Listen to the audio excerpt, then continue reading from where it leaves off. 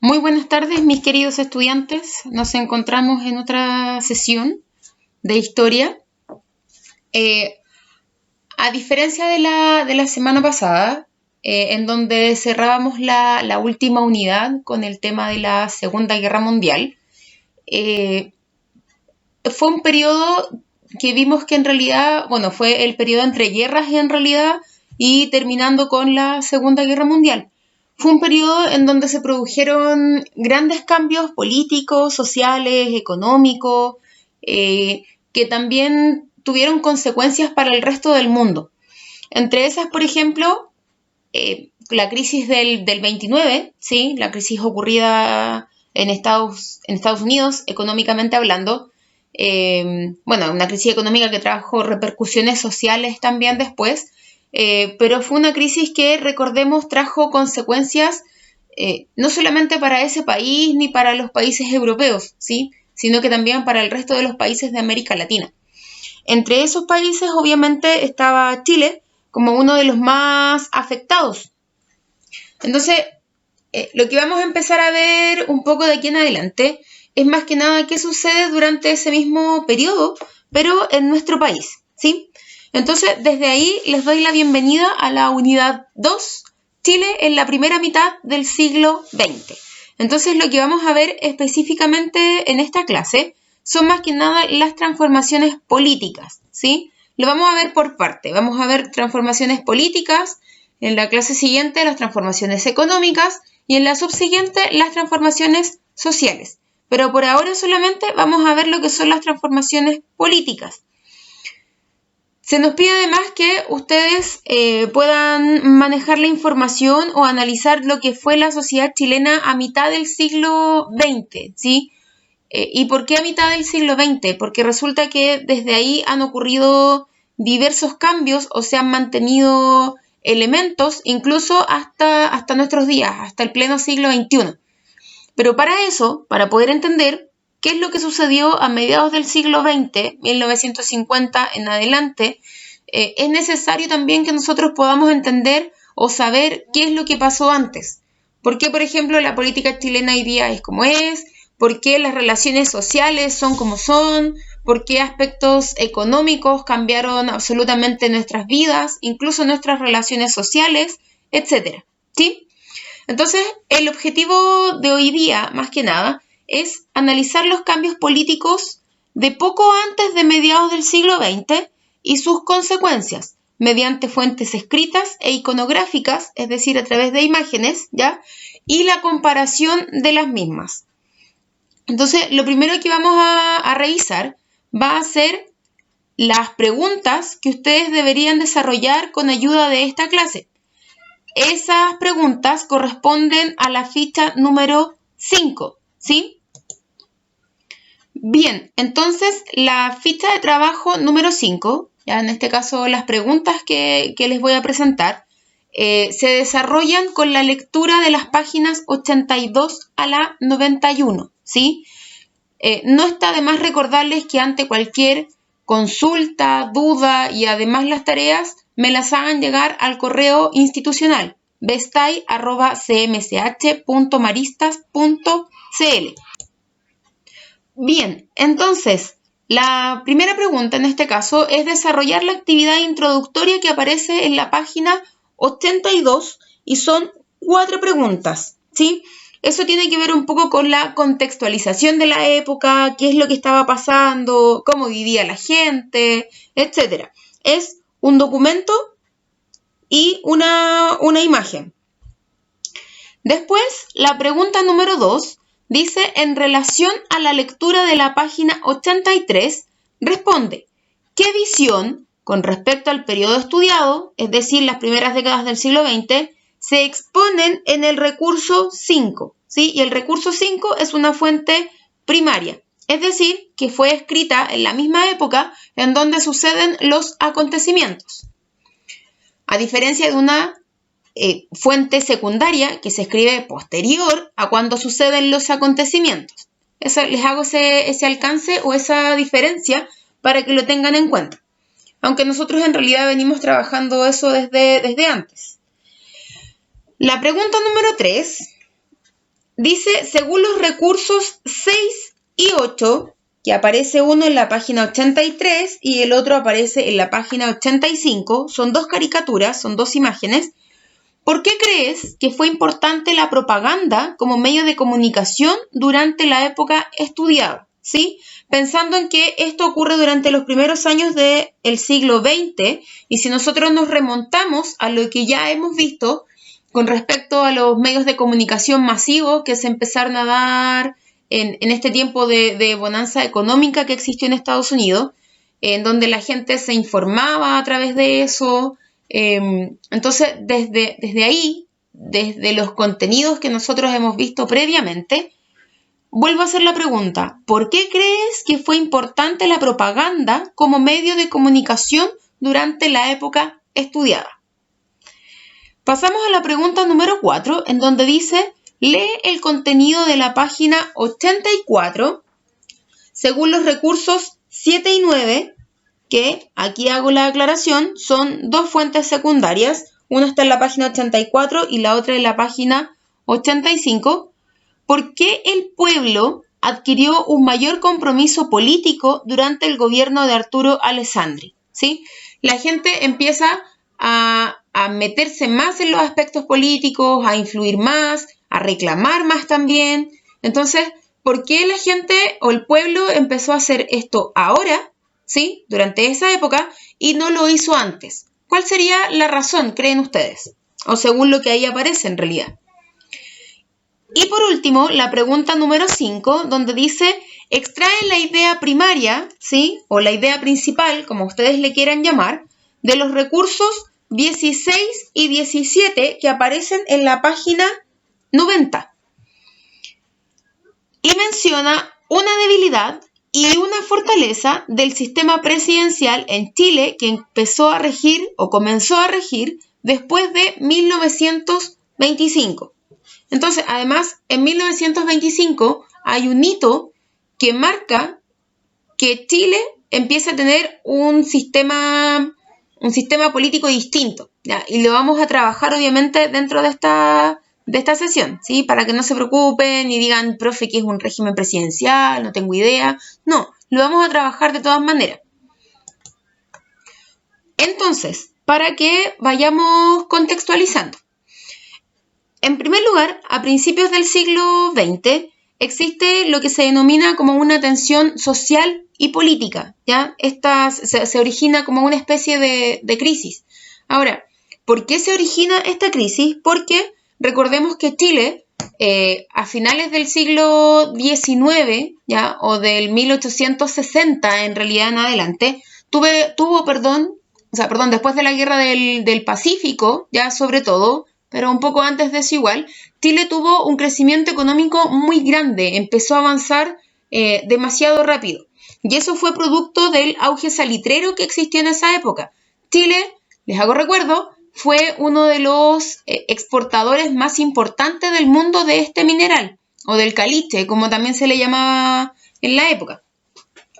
Entonces, claro, desde ahí Chile tuvo grandes ingresos económicos. El tema fue que estos ingresos económicos empezaron a generar desigualdades, ¿sí?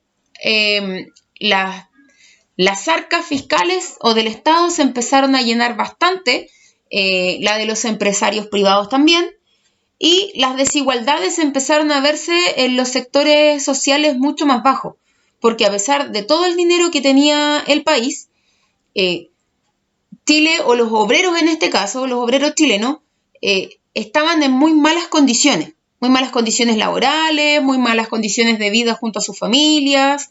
Entonces, a partir de esto, ellos obviamente empezaron a generar o a generarle un conflicto en realidad al Estado. Empezaron a levantarse, a generar revoluciones, a generar protestas de alguna manera.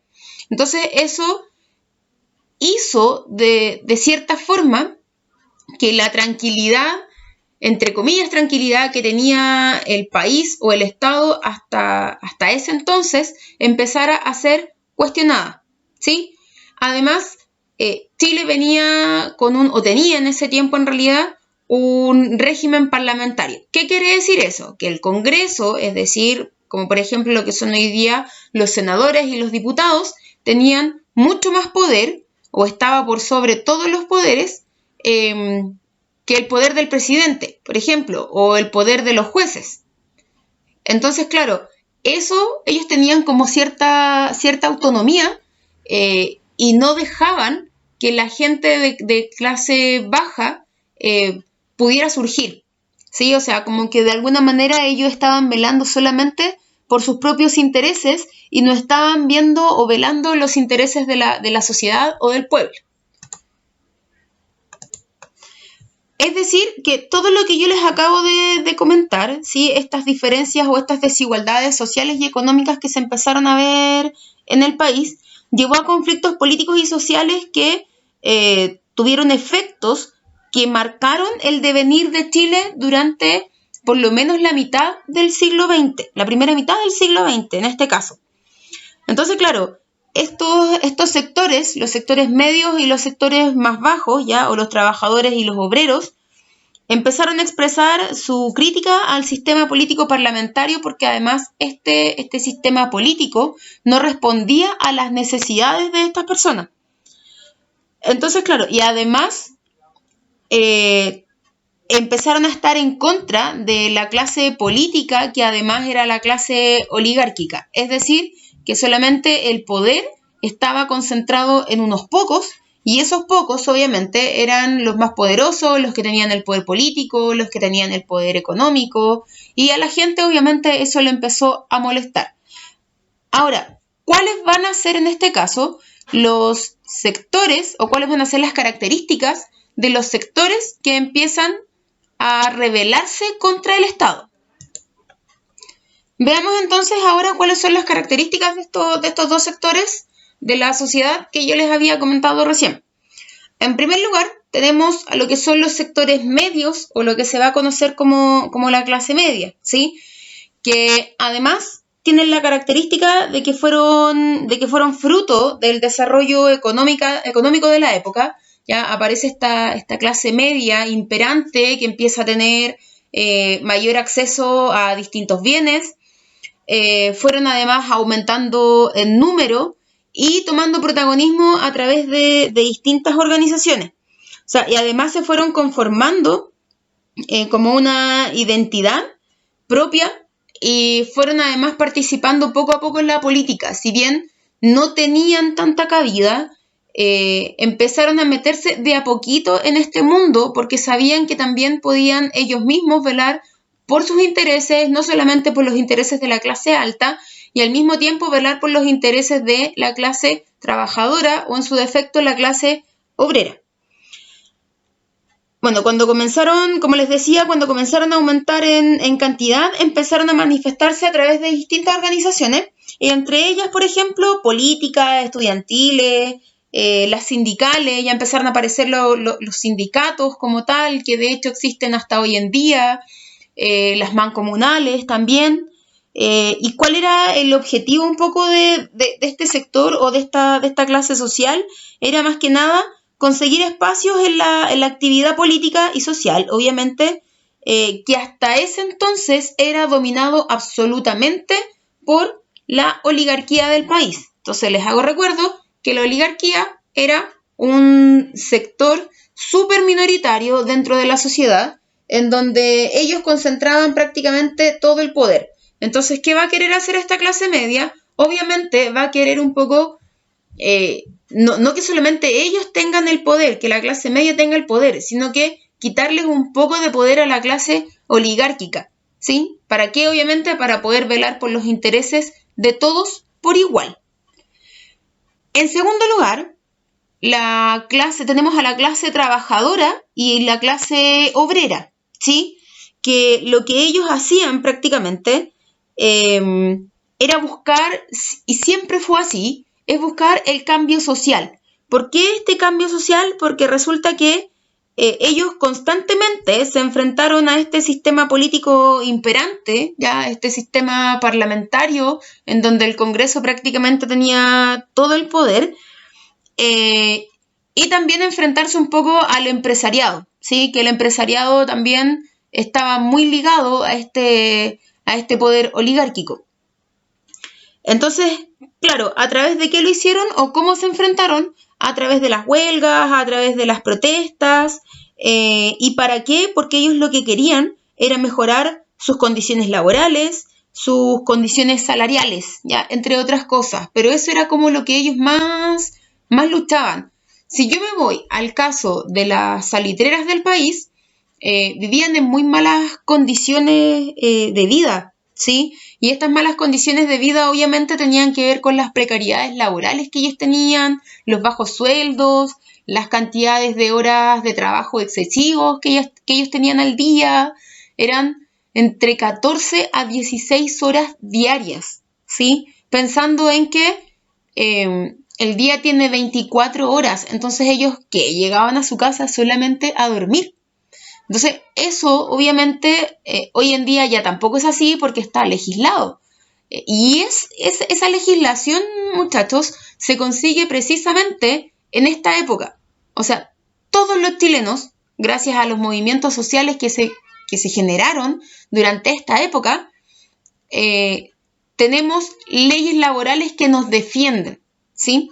Todos, absolutamente todos. Entonces, claro, ¿qué pasó con esto? Resulta que ni el Estado ni el Parlamento acogieron las demandas de esta clase trabajadora. Entonces, más que dar soluciones, lo que hicieron fue reprimirlos y fue a través de la fuerza.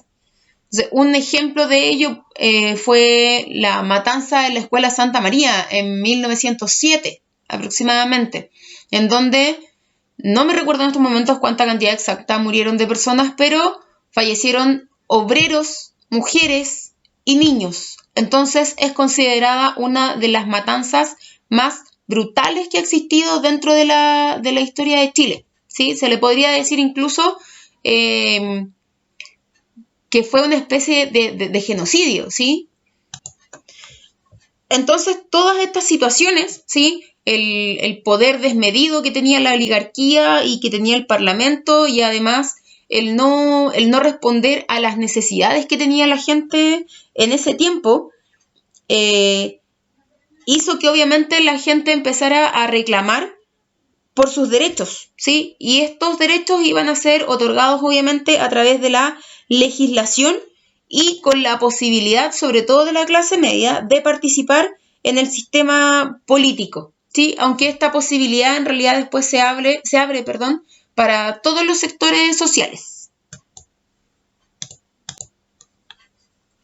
Entonces, todo lo que yo les acabo de decir, los problemas que tenía la gente en esa época, corresponde a lo que era la cuestión social, ¿sí? Que eran problemas de mala calidad de vida, malas condiciones laborales, muy bajos salarios, la gente vivía muy hacinada, habían problemas de higiene por lo mismo, porque habían problemas de hacinamiento, las zonas más urbanizadas no tenían alcantarillado, por ejemplo, ¿ya?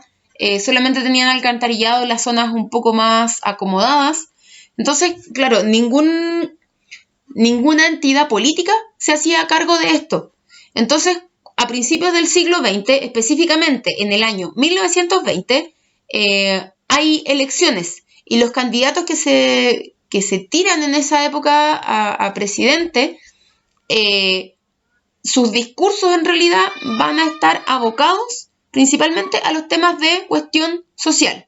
Los abordan, ¿ya? Frente a eso, dentro de los tres candidatos que se presentan en la época, quien es ganador de esta elección es Arturo Alessandri. Entonces, ¿cuáles van a ser las características un poco del periodo de Alessandri? ¿Sí? De partida, él gobierna entre 1920 y 1925. Entonces, ¿qué va a pasar en esta época? Se pone fin al sistema parlamentario, es decir, a que el Congreso ya va a dejar de tener tanto poder, pero para eso tienen que pasar una serie de cosas antes. Entonces, bueno, la elección del gobierno de Alessandri tuvo como característica que su discurso iba dirigido principalmente hacia los sectores medios y los obreros, ¿ya? Además, recordemos que en aquella época las mujeres no votaban, los que votaban eran los hombres y que fuesen mayores de 21 años. Entonces, claro, desde ahí eran además los hombres los más, además eran los que trabajaban en las salitreras, por ejemplo, ¿sí? Eso no quiere decir que en Santiago no habían trabajos en la zona central o en la zona sur, pero eran como los que más podían tener o los que podían votar respecto a su propia realidad. Lo otro que él proponía era ampliar la legislación laboral, poner fin al cohecho, ya que el cohecho es una especie de soborno, en realidad no es una especie de soborno, es soborno, se paga por ello a un cargo público, ya, o a una persona que ocupe un cargo público. Y obviamente promover el desarrollo económico, o sea, que no solamente esté enfocado en lo que es la venta y la exportación del salitre, sino que ver si desde alguna manera se puede sacar provecho de los otros recursos que tenía el país también. Y obviamente Alessandri estaba en oposición al poder legislativo, es decir, al Parlamento. Entonces, desde ahí las reformas que él quiere cumplir o el programa de gobierno que él tenía no va a poder ser llevado a cabo en su totalidad, porque el Parlamento va a ser el que le va a empezar a colocar trabas. Después, bueno, durante ese proceso existe un hecho que se denomina ruido de sables, que es en donde las Fuerzas Armadas expresan su descontento con el Parlamento a través de lo que se denomina ruido de sables. ¿Por qué se va a denominar así? Porque resulta que el Parlamento se estaba subiendo la dieta parlamentaria, ¿ya? O el sueldo, sin importar que las personas, ¿ya?, de las clases más bajas, literalmente algunos estaban muriendo de hambre. O sea, el país tenía otras necesidades y ellos se estaban preocupando de subirse el sueldo. Y creo que eso no es muy distinto quizás a lo que nosotros hemos visto en los últimos años. Entonces, claro, lo que hacen los militares es hacer sonar sus sables en el piso, ¿sí? Nada más que por eso se llama el ruido de sables, como una forma de protesta. Entonces, en razón de eso, los militares se van a alinear con Alessandri, ¿sí? Van a estar del mismo bando. Y con respecto a lo mismo, o a un supuesto golpe de Estado que podría existir por parte de los militares, el Congreso se siente presionado y aprueba leyes que son relativas, sobre todo en lo que respecta a la legislación laboral, como por ejemplo el trabajo, los seguros de enfermedad, seguros de invalidez, accidentes laborales, la organización de sindicatos, ¿ya?, entre otras características. Ahora, resulta que Alessandri, de alguna manera, si bien cumple su programa, se siente algo así como una posición un poco compleja, difícil quizás, porque su programa lo va a cumplir a través de los militares, y no era la idea. Entonces, ¿qué es lo que hace? Por un tema también como de orgullo, ¿ya?, Alessandri va a presentar su renuncia, pero resulta que esta renuncia va a ser rechazada y le dicen, no, ¿sabes qué? Te vas a tomar un receso, un permiso solamente de aproximadamente 6 meses y vemos cómo ordenamos el país en esa época. Entonces, en esa ausencia, una junta militar es la que toma el control del país. Y, curiosamente, también es un 11 de septiembre del año 1924. ¿Sí? Así que el 11 de septiembre del 73 no ha sido uno de los 11 más importantes que hemos tenido en Chile, sino que también en el año 1924, cuando Alessandri quiere renunciar. Entonces, muchachos, para que vayamos avanzando, resulta que después de estos 6 meses, cuando Alessandri vuelve, ya se le pide, entre que se le pide y se le exige de alguna manera, crear una nueva constitución, y se va a conocer como la Constitución de 1925, ¿sí? O sea, van a pasar alrededor de 92 años sin que la Constitución haya sido modificada, desde el 1833 hasta el 1925. La Constitución chilena en ese periodo no había tenido ningún cambio. Y a eso se le va a conocer como la reconstrucción de la institucionalidad. ¿Qué características va a tener esta nueva Constitución o el proceso de esta nueva Constitución en realidad? De partida, después de esos 6 meses, cuando Alessandri tiene que volver, a través de una junta militar, a él se le pide que tiene que crear una nueva constitución, ¿sí? Él vuelve en realidad con ese compromiso. La idea de Alessandri era que esa constitución se realizara a través de una asamblea constituyente, ¿sí? La asamblea constituyente, chiquillos, es cuando una cierta cantidad de la población, ¿ya? O la población en realidad elige a quienes van a modificar esa constitución.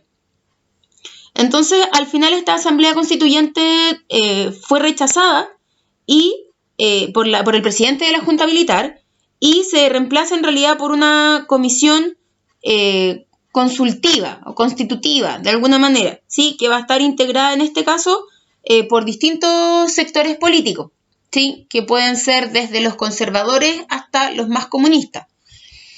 Entonces, desde ahí, en esta comisión consultiva, ¿ya? Aparece una nueva constitución, específicamente el 18 de septiembre de 1925. ¿Qué características va a tener esta nueva constitución? De partida, es de carácter presidencial. Vale decir que le va a limitar el poder o el exceso de poder al Parlamento. La intervención de los militares en este caso va a consumar el derrumbe político de la oligarquía que ya se estaba dando hasta ese entonces, y a raíz de lo mismo, este derrumbe oligárquico, este derrumbe de poder, si se le puede decir de alguna manera, va a generar que empiecen a buscarse distintas organizaciones o tipos de organizaciones en los años siguientes, después de 1925. ¿Sí? Porque además después de la Constitución, Alessandri sí tiene que renunciar. Entonces, bueno, algunos artículos de la Constitución, y que tampoco han sido muy modificados en todo caso hasta la Constitución que tenemos en la actualidad, es la igualdad ante la ley, ¿ya? Es decir, que en Chile no hay clase privilegiada, o por lo menos no debiese haber. La libertad, por ejemplo, de emitir sin censura previa las opiniones, las palabras, por medio de la prensa o en cualquier otra forma. Somos, desde ese entonces, legalmente, un país con libertad de expresión, también con libertad de enseñanza, ¿sí? Entonces, la educación pública es una atención preferentemente del Estado, y eso además hoy en día para nosotros es un derecho del cual no se nos puede privar. Y bueno, en esta búsqueda de orden del país, ¿sí? Por lo menos hasta el año 1932, es decir, durante 7 años, van a haber distintas formas de gobierno, ¿ya? Desde dictaduras hasta incluso repúblicas socialistas, que por lo demás van a durar bastante poco. Entonces, ¿qué es lo que sucede durante estos 7 años como de desorden o de buscar algo que realmente le dé una estabilidad al país, ¿sí? A este periodo de 7 años se le va a conocer como un periodo de fortalecimiento del régimen presidencial. Es por lo que van a tener que pasar para finalmente llegar a algo mucho más estable. Entonces, en primer lugar, durante estos 7 años de inestabilidad, claro, en 1925 renuncia a Alessandri.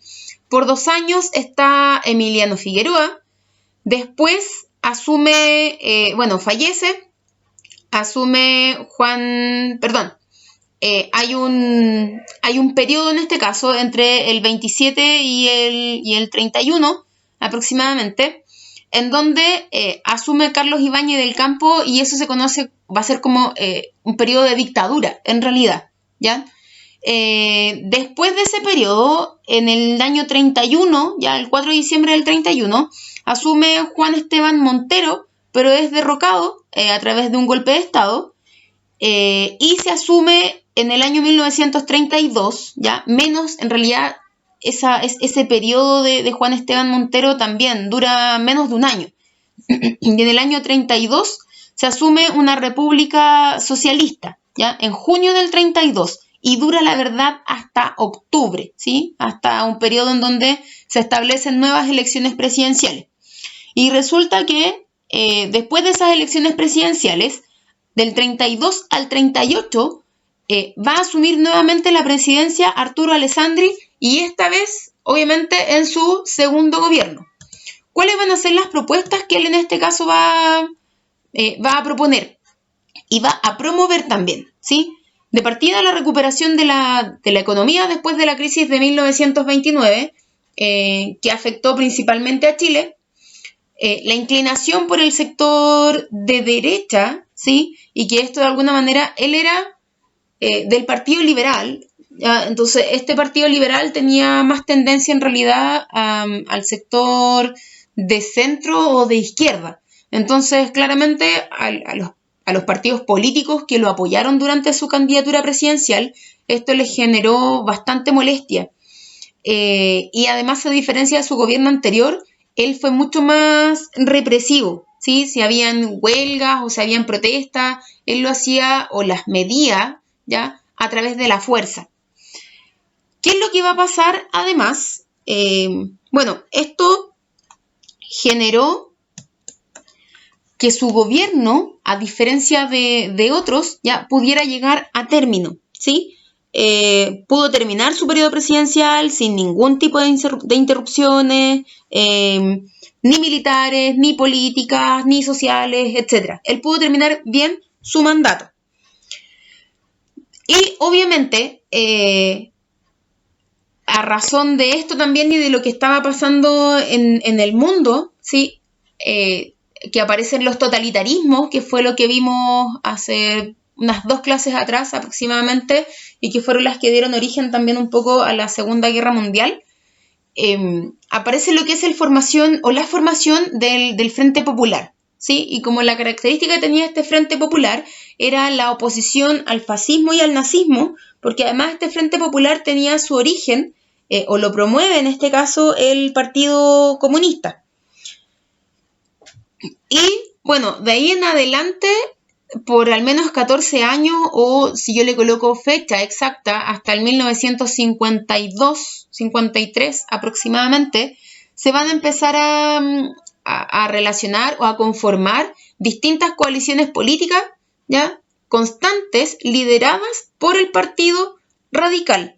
Entonces, este partido, que es más bien, o se le va a considerar como un partido de centro, ¿ya? O de centro izquierda, va a ayudar a que el régimen presidencial finalmente se consolide y el Parlamento pierda poder ante las decisiones del presidente.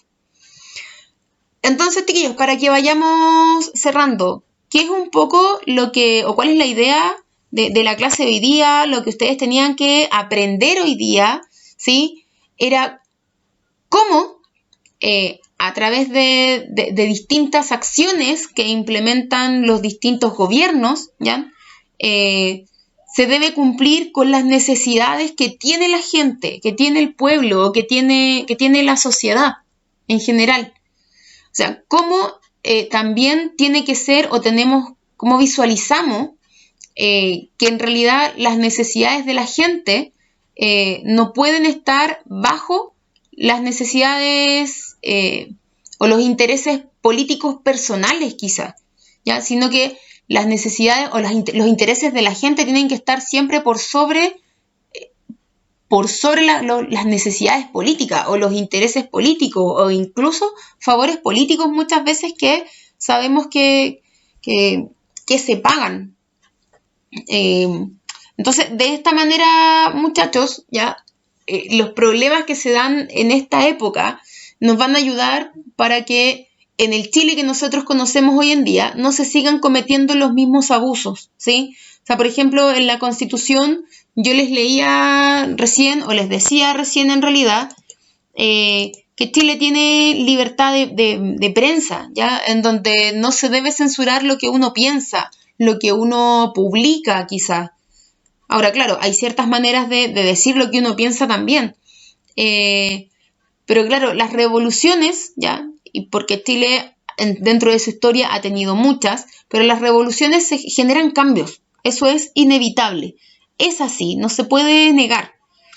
Entonces, claro, de esta manera, ¿cómo lo que nosotros hemos visto hoy día repercute en nuestra sociedad. Como en la Constitución del 1925 hay elementos de ella que todavía están vigentes y que de alguna manera nos legislan y nos ayudan a mantener en orden a nuestro país. Así que, sin más que decir, muchachos, ya les dejo esta tarea que se las mencioné al principio también, el pensar de qué manera nos sirve todo lo que pasó al principio y qué tiene que ver con lo que nosotros estamos viviendo hoy en día, ¿sí? Así que eso, muchachos, les mando un abrazo enorme, como siempre, y nos encontramos la próxima semana. Recuerden también que cualquier duda, consulta, me la hagan enviar a mi correo, independiente del segundo medio que sean, ¿sí? Un abrazo gigante, cariños para todos. Nos encontramos la próxima semana.